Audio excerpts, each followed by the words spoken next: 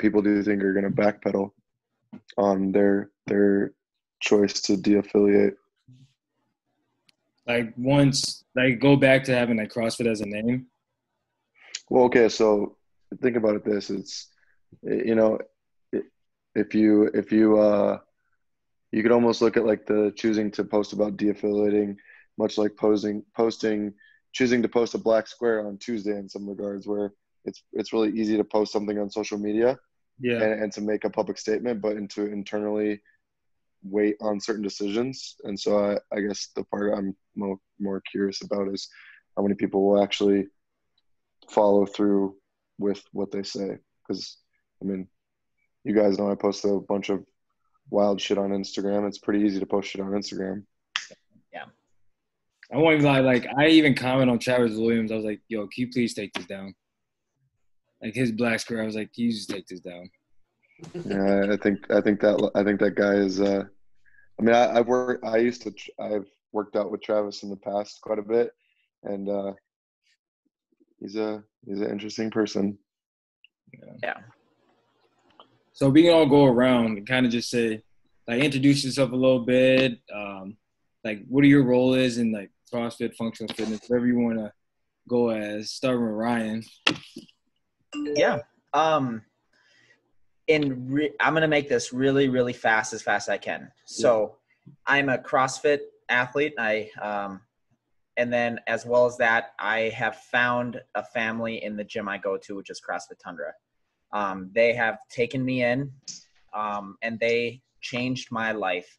CrossFit has always been something since I found it at the age of 16 was my safe place. I grew up in a very, very toxic family. My father passed away when I was 4, and my mother was an alcoholic. And growing up with that kind of infrastructure, I could have easily gone down the wrong path. Moved back from Brainerd, Minnesota. After living there for a year, I moved out of my mom's custody, and I became a warden of the state. So I was kind of my own guardian. And from there, I found CrossFit. And I instantly, it was a family that brought me in. They loved me. And it was really like a rock that I needed in my life. And CrossFit has always been there for me. And to me, with this whole situation that we're talking about right now, it's very, very frustrating to see its name kind of, put in the dirt. But that's kind of my story. I found CrossFit when I was 16. It's been great. I became a coach and a leader there now, and I wouldn't trade any of that for the world. I suppose that's my quick little story. So, Mike, what about you? My CrossFit story is actually super vanilla. Military, someone said, hey, I actually had some guys I did jiu-jitsu with in the military, and a couple of them were doing main site stuff. One day someone was doing Fran and said, you should join. I said, this looks stupid, but okay. And I think I had like a 17-minute Fran at the time, got absolutely obliterated, and pretty much the rest was history as far as wanting to be involved in CrossFit, mainly because I sucked at it and I wanted to figure out how to not suck at it because I had a background in strength and conditioning. Went from there and, on my own time started coaching or going to any class I could. For the longest time, I did CrossFit in the community center, before we were told we couldn't. And then gyms opened up close to where I was, started going to gyms, then got involved with coaching. Realized, I shouldn't say realized, but from the beginning, coming from a strength conditioning background, I always was very skeptical of the ideals and methods of CrossFit, especially early on. I think the idea of a weekend seminar blew my mind, that you could do that. But I was just very intrigued. It's, I think as much as it's a catchy thing, I very much drink the Kool-Aid. And from there, the kind of rest was history. And I, much like Ryan, I never went quite down the competitive rabbit hole that Ryan did. I think the only accolades I would probably share with Ryan is competing as a pro at Granite Games, even though I think I finished second to last. And so I loved CrossFit for that. really fell in love with wanting to improve the science and principles of it. And that's when I really dove into like program design for CrossFit athletes. And as everybody on this call is very familiar with, Ruthless in Pursuit started because the person that the gym I was the head coach at was just a complete doucher. And, just I basically rebelled and started kind of my own thing, started coaching people on the side. And then, I mean, I'm sure you've all heard horror stories of head coaches coaching people on the side. And sometimes when things start poorly, they never end well. And so eventually left, and Ruthless became what it became. And that was 6 years ago now. And here I am. And now mainly what I do is I work within consulting for CrossFit gyms. So I consult for CrossFit gyms. I work for a company that does facility programming for CrossFit gyms. So we've got, that. And so I've done that for a while, stepping away from that. And then Danny and I have been working together and friends, pretty close, if not best friends for, I don't know, we've been dating for what, 2 years now, Danny? Something like that, So I work with Danny very closely on the team at Kingfield. Not so much within the day-to-day because they have a phenomenal team that does that, but I work with Danny more on vision things, and then Danny helps me run our athlete camps. And I'm on this call because I'm had some interaction. Like Ryan said, CrossFit has brought me my family and some of the closest people in my life, and I wouldn't know any of you all without that either. So I would say now at this point, I'm starting to become, what would you call it, an old head in CrossFit space a little bit, especially in Minnesota. So, I've got ties to what I think CrossFit was and what it is now.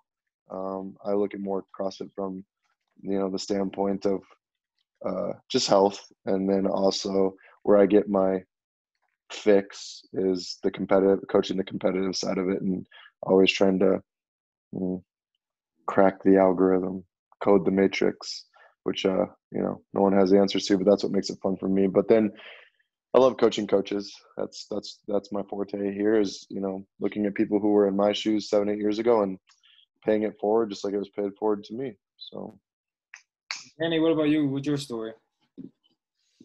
So I started doing CrossFit in 2005.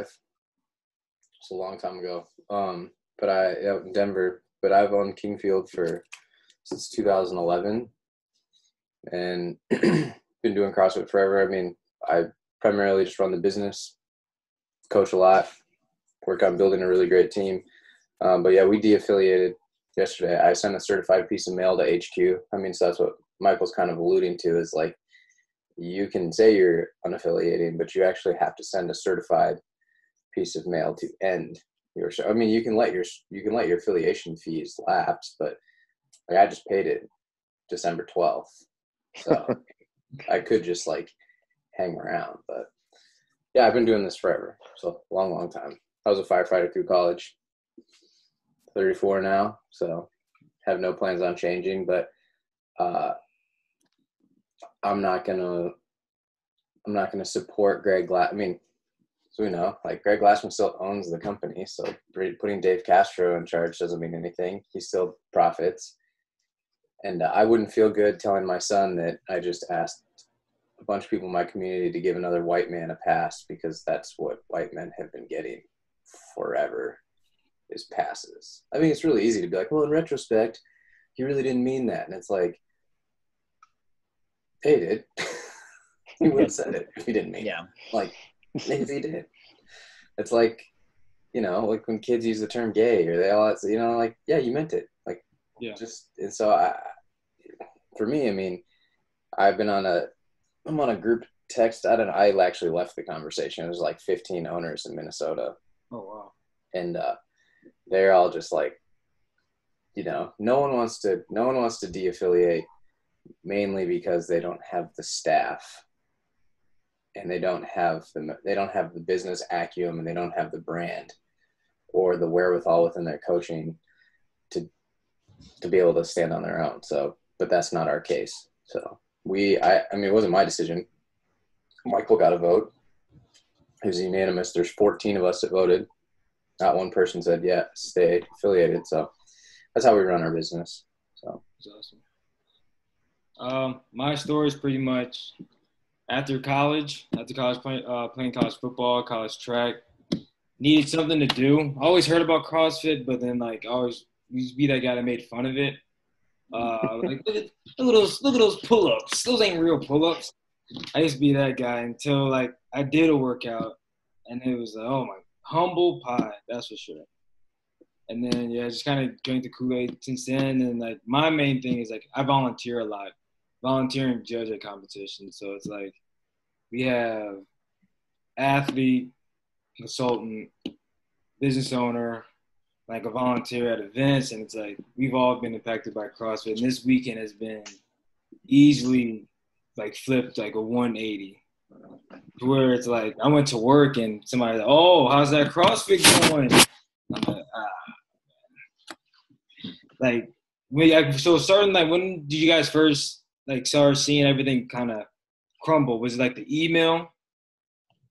Well, I mean, I live 2 blocks from where George Floyd was murdered. So, like, I've been in the middle of this shit I mean, Kingfield's on the same block where everything was on fire. Right. So, I mean, that started. But, I mean, I'm pretty close with Hannah, who owns Solcana, Hannah was on that Zoom call with Glassman, and then Chris Lohman from Ripple Effect. And so, like, I mean, the BuzzFeed article that came out is the transcript of what he said, which is worse than just a tweet. So, I mean, like, the tweet was terrible, but I knew about the phone call before the tweet or the Zoom call last Friday. And then that tweet, but this is how Greg has always been. I mean, like, you can research like Black Box Summit.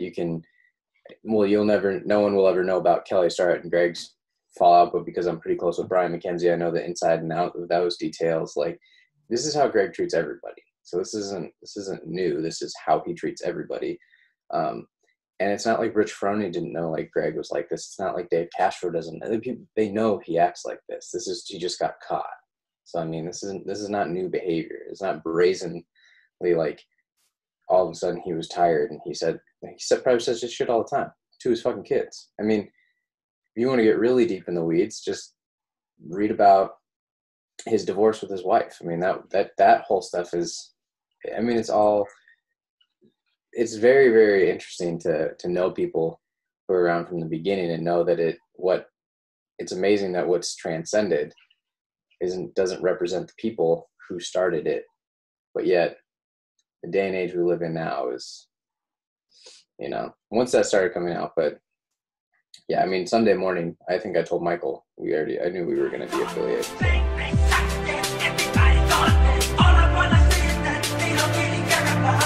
We'll never get out there until we learn to break. We can all make a change, so I'm told, but I haven't.